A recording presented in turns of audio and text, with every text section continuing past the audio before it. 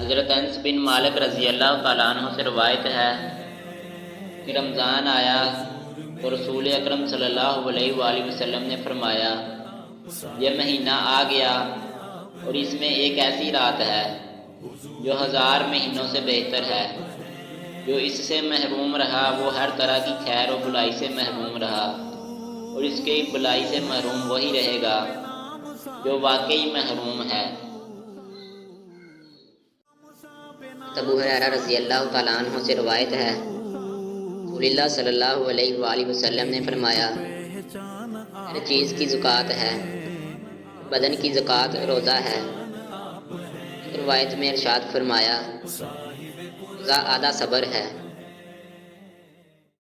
نبی کریم صلی اللہ علیہ وآلہ وسلم نے ارشاد فرمایا اللہ تعالیٰ نے فطرانہ عید کی نماز سے پہلے اس لیے فرض کیا ہے کہ روزہ داروں سے روزے کی حالت میں جو غلطیاں بیہودہ اور فحش باتیں ہوئیں وہ صدقہ فطر روزہ دار کو ان کی گناہوں سے پاک کر دیتا ہے۔